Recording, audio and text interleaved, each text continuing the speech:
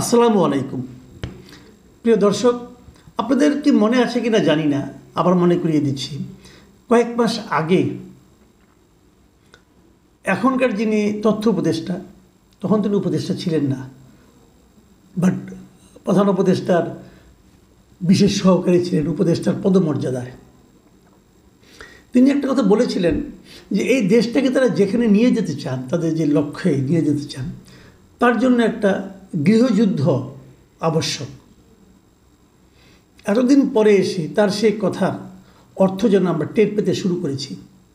আমার কেন যেন মনে হচ্ছে একটা গৃহযুদ্ধের শুরুর দিকে আমরা আছি, অথবা অন্যভাবে যদি বলি যে কেউ কেউ আমাদের তারা একটা গৃহযুদ্ধের দিকে এই জাতিকে, এই দেশকে ঠেলে দেওয়ার একটা চেষ্টা করছে। এবং আমি স্পষ্টভাবে বলি, এই কাজটা আমার কাছে মনে হয়েছে এই ছাত্র নেতাদের মধ্যে একজন, যিনি নাকি এখন ওই সংগঠন, ওনাদের যে জাতীয় নাগরিক পার্টি, সেই সংগঠনের একজন শীর্ষ পর্যায়ের নেতা মিস্টার হাসনাত আবদুল্লাহ, তিনিই সম্ভবত শুরু করেছেন। এই নেতাদের মধ্যে যাদের সঙ্গে আমার দেখা হয়েছে, তাদের মধ্যে আমার কাছে, আমার মতভেদ, এখানে আমার পক্ষপাতিত্ব থাকতে পারে, আমার কাছে সবচেয়ে মেধাবী মনে হয়েছিল এই হাসনাত আবদুল্লাহ সাহেবকে। এমন একজন মেধাবী লোক আজকে কেন এই ধরনের একটা স্ট্যাটাস দিলেন আমি বুঝতে পারি না। উনি ওনার ফেসবুকে একটা স্ট্যাটাস দিয়েছেন, এবং এই স্ট্যাটাস দিয়ে আজকে হলো 21 তারিখ, 21শে মার্চ। উনি আজকে থেকে 10 দিন আগের 11 মার্চের একটা ঘটনা বর্ণনা করেছেন। 11 মার্চ দুপুর 2:30, সেই সময় লিখে উনি পুরো একটা স্ট্যাটাস লিখেছেন। বেশ বড়সড় একটা স্ট্যাটাস, একদম ছোট নয়, এবং প্রায় 500 পৃষ্ঠা, 500 হলে 450 ওয়ার্ডের মতো একটা বড় একটা স্ট্যাটাস। সেখানে উনি কী লিখেছেন, উনি যেটা বলেছেন যে ওই 11 মার্চ দুপুর 2:30টায় উনি নাকি সেনানিবাসে, মানে ক্যান্টনমেন্টে উনি নাকি একটা মিটিংয়ে বসেছিলেন, এবং সেখানে তাদেরকে ক্যান্টনমেন্টের পক্ষ থেকে কিছু প্রস্তাব তাদেরকে দেওয়া হয়েছিল, এবং সেই প্রস্তাবগুলি বলাই বাহুল্য উনি প্রত্যাখ্যান করেছেন, এবং প্রত্যাখ্যান করে উনি এখন সেগুলি জনগণের কাছে প্রকাশ করে দিয়েছেন। তো এটা নিয়ে অনেক প্রশ্ন, অনেকে অনেক কথা বলতেছেন যে 11 তারিখের ঘটনা উনি এতদিন পরে কেন প্রকাশ করলেন। যাই সেটার ব্যাখ্যা ওনার অত ওভাবে নাই, বাট কিছুটা আছে, সেটা আমি বলছি। তার আগে আমি ওনার স্ট্যাটাসের কিছু কথা আপনাদের পড়ে শোনাবো এবং সঙ্গে সঙ্গে মন্তব্য করব। পরে একবারে মন্তব্য করতে গেলে না খেয়ে হারিয়ে ফেলি, কাজে এই সঙ্গে সঙ্গেই মন্তব্য করব। উনি লিখেছেন, আপনার শুনুন, রিফাইন্ড আওয়ামী লীগ নামে নতুন একটি ষড়যন্ত্র নিয়ে আসার পরিকল্পনা চলছে। এই পরিকল্পনা পুরোপুরি ভারতের। সাবির হোসেন চৌধুরী, শিরিন শারমিন, তাপসকে সামনে রেখে এই পরিকল্পনা সাজানো হয়েছে।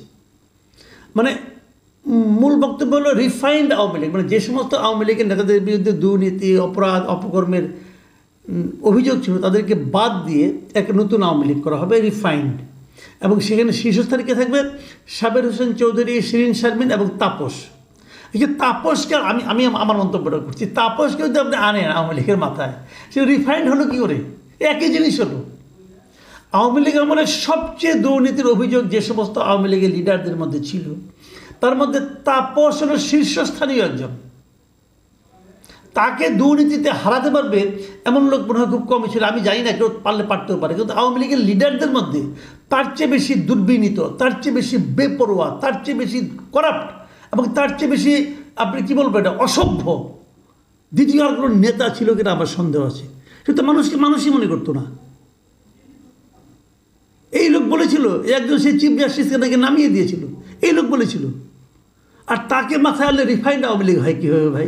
ঠিক আছে, আরও কি লিখেছেন? উনি লিখেছেন, আমি সহ আরও 2 জনের কাছে ক্যান্টনমেন্ট থেকে এই পরিকল্পনা উপস্থাপন করা হয় 11 মার্চ দুপুর 2:30টায়।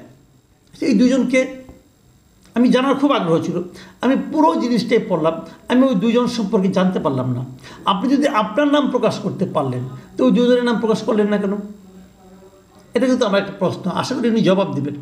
উনি আরেক জায়গায় লিখেছেন, ইতিমধ্যে একাধিক রাজনৈতিক দলকেও এই প্রস্তাব দেওয়া হয়েছে, তারা শর্ত সাপেক্ষে আওয়ামী লীগ পুনর্বাসনে রাজি হয়েছে। তারপরে এটা প্রমাণ দিতে যে বলছেন, আপনি দেখবেন গত 2 দিন মিডিয়াতে আওয়ামী লীগের পক্ষে একাধিক রাজনীতিবিদ বয়ান দেওয়া শুরু করেছেন। আচ্ছা, তাহলে কোন কোন দল রাজি হয়েছে নামটা বলুন। তারা কি করেছে, কি বয়ান দিয়েছে? আমার তো এরকম কোনো বয়ান দেখছি না। হ্যাঁ, আমি দেখছি যে বিএনপি শুরু থেকেই বলছে, এটা দু একদিন হয় না, অনেক আগে থেকে তারা বলছে তারা আওয়ামী লীগকে নিষিদ্ধ চায় না। কেন চায় না? এটা তাদের রাজনীতি, এবং বিএনপির রাজনীতিটা আমার কাছে একদম স্পষ্ট। আমার ধারণা বিএনপি না চাওয়ার কী কারণে চায় না এটা সবাই বুঝবেন। বিএনপি চায় না এই কারণে যে বিএনপি মনে করে যে আওয়ামী লীগ যদি ইলেকশনে আসে তারপরেও তাদের কোনো সমস্যা নাই। আওয়ামী লীগ তো জনগণ দ্বারা প্রত্যাখ্যাত একটা দল, জনগণ এই দলকে ভোট দেবে না, মাঝখান থেকে তাদের লাভ হবে, তারা ইলেক্টেড হবে এবং তারা বলতে পারবে যে আওয়ামী লীগকে নিয়ে ইলেকশন করেছি, আমরা জিতেছি। এই হলো বিএনপির হিসাবটা, স্পষ্ট হিসাব। আর যদি আওয়ামী লীগকে বাদ দিয়ে ইলেকশন হয় তাহলে সারা দুনিয়া বলবে যে আওয়ামী লীগবিহীন নির্বাচনে আপনি জিতছেন, তাহলে এটা অত ইনক্লুসিভ হয় না বলবে। কিন্তু এই কথাটা তো কয়েকদিন আগে জাতিসংঘের যে অনুসন্ধানী দল এসেছিল তারাও তো বলে গেছে, তারাও তো আওয়ামী লীগকে নিষিদ্ধ চায় না। এটাই নিয়ম। কাজে বিএনপি না চাওয়ার খুব স্বাভাবিক। চায় কারা? চায় এই ছাত্ররা। কেন চায়?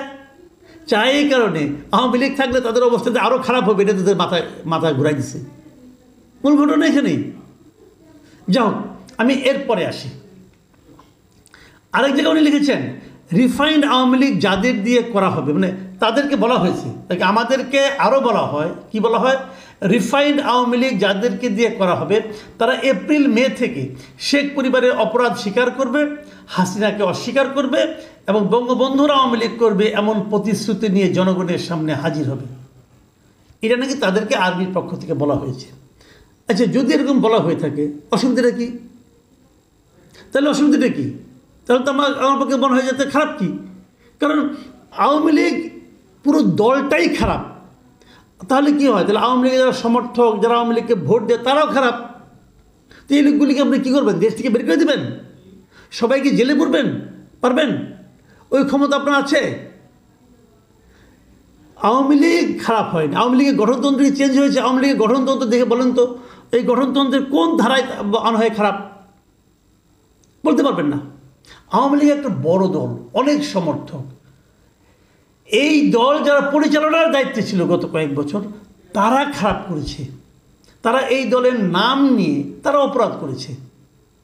আপনি দেখবেন কিছু কিছু লোক নামাজ রোজা সব পরে, জব্বা আছে, মাথা মধ্যে নামাজ পড়তে পড়তে কালো দাগ হয়ে গেছে, টুপি আছে, দাড়ি আছে, সব আছে, কিন্তু ঘুষ খায়। দেখেন না এরকম? বহু দেখছেন। এখন সে যে ঘুষ খায় এটা কি তার এই লেবাসের দোষ?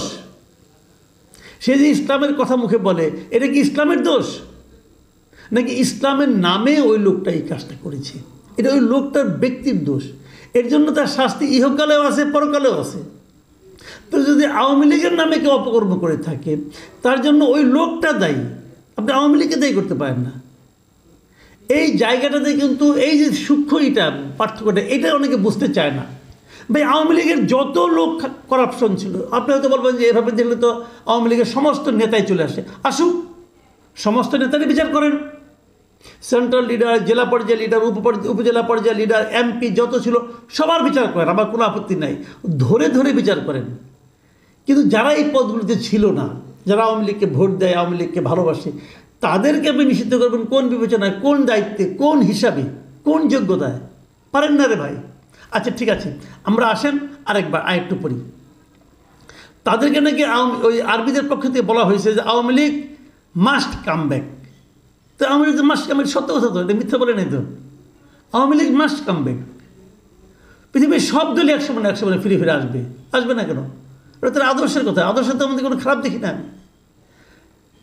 আলোচনার এক পর্যায়ে, এখন এই আলোচনা শুনুন আপনারা, আলোচনার এক পর্যায়ে বলি, মানে কে বলে? হাসনাত আব্দুল্লাহ, যে যেই দল এখনও ক্ষমা চায় নাই, অপরাধ স্বীকার করে নাই, সেই দলকে আপনারা কিভাবে ক্ষমা করে দিবেন? অপর পক্ষ থেকে রেগে গিয়ে উত্তর আসে, you people know nothing, you lack wisdom and experience, we are in this service for at least 40 years. তোমার বয়সের চেয়েও বেশি। এটা নাকি তাদেরকে বলছে আর্মি অফিসাররা, অথবা অপর পক্ষ। কে বলছে ভাই? নামটা বলেন। আপনি তো সবই বলে দিয়েছেন, তাহলে এই নামটা বলতে সমস্যাটা কি? আপনাকে কোন অফিসার বলেছে? অফিসার বলেছে নাকি কোনো সিপাহী বলেছে? কে বলেছে? নাকি আর্মি চিফ বলেছে? বলেন, নাম বলেন না কেন? আমরা আপনার নামটা শুনতে চাই। কে এই কথাটা বলেছে? যদি সে বলে থাকে, এই যে বলাটা, এই বলাটা সে বলতেই পারে, এখানে কিন্তু কোনো অন্যায় কিছু নাই। সে যদি 40 ইয়ার্স চাকরি করে তাহলে আপনার বয়সের বেশি হবেই। আবার এখানে আরও বলেছে যে তাছাড়া আওয়ামী লীগ ছাড়া ইনক্লুসিভ ইলেকশন হবে না। এই কথাটাকে ওই আর্মি ভদ্রলোক বলেছেন, ওনারা বলেছেন। যদি এই কথাটা বলে থাকে, এই কথা ভুলটা কী আছে? আওয়ামী লীগ ছাড়া আপনি ইনক্লুসিভ ইলেকশন কীভাবে করবেন? আওয়ামী লীগ ছাড়া ইলেকশন হবে, যে ইলেকশন আওয়ামী লীগ করছিল একবার 2014 সালে। ইনক্লুসিভ ইলেকশন করতে হলে আওয়ামী লীগ নিয়েই করতে হবে, কারণ আওয়ামী লীগের যে ভোটগুলি আছে, এই ভোটগুলি তো আছে আওয়ামী লীগের। ইনক্লুসিভ ইলেকশন আওয়ামী লীগের ইলেকশন করে দেখেন না, তার অর্ধেক ভোট পান কিনা আপনারা দেখেন না? এত সোজা। মানুষের মন জয় করতে হয় ভাই। ভোট পেতে হলে মানুষ আপনাকে একটা ভোট দিবে, উল্টাভাবে মানুষের কাছ থেকে এই ভোটটা আদায় করতে হবে। একটা মানুষের কাছ থেকে একটা ভোট আদায় করতে হলে ওই মানুষের মন জয় করতে হয়। ওই মানুষকে ভয় দেখিয়ে পাওয়া যায় না, হুমকি ধামকি দিয়ে পাওয়া যায় না, ইমোশন ক্রিয়েট করে পাওয়া যায় না, যে কাজটা আপনারা এখন করছেন। আমি বলবো এই কথা হলে আরেকটু পরে বলবো। তারপরে উনি ফিনিশিংয়ে এসে মানুষকে কীভাবে উদ্দীপ্ত করার চেষ্টা করেছেন সেটাও একটু পরে শোনাই। আজকেও ক্যান্টনমেন্টের চাপকে অস্বীকার করে আমি আবারও আপনাদের উপরে ভরসা রাখতে চাই। এ পোস্ট দেওয়ার পর আমার কি হবে জানি না, নানামুখী প্রেসারে আমাকে হয়তো পড়তে হবে, হয়তো বিপদেও পড়তে হতে পারে, কিন্তু আওয়ামী লীগ নিষিদ্ধের প্রশ্নে কোনো ধরনের আপোষ করার সুযোগ নেই। তারপরে লিখেছেন আরেক জায়গায়, আজ আবারও যদি আপনাদের সমর্থন পাই, রাজপথে আপনাদের পাশে পাই, তবে আবারও এই আওয়ামী লীগ পুনর্বাসনে ভারতীয় ষড়যন্ত্র আমরা উড়িয়ে দিতে পারব। তারপর আবার লিখেছেন, আওয়ামী লীগ রাজনীতি করতে পারলে জুলাই ব্যর্থ হয়ে যাবে। আমাদের শরীরে এক বিন্দু রক্ত থাকা পর্যন্ত আমাদের শহীদদের রক্ত আমরা বৃথা হতে দেব না। 5 আগস্টের পরের বাংলাদেশে আওয়ামী লীগের কামব্যাকের আর কোনো সুযোগ নাই এবং আওয়ামী লীগকে অবশ্যই নিষিদ্ধ হতে হবে। এই হলো ওনার স্ট্যাটাস। ফলে কি হলো? ফলে ওনারা যেটা করলেন আমার বিবেচনায় সেটা হলো যে এই সরকারের সঙ্গে তাদের সঙ্গে আর্মিকে মুখোমুখি দাঁড় করিয়ে দিলেন। কি লাভ হলো এতে?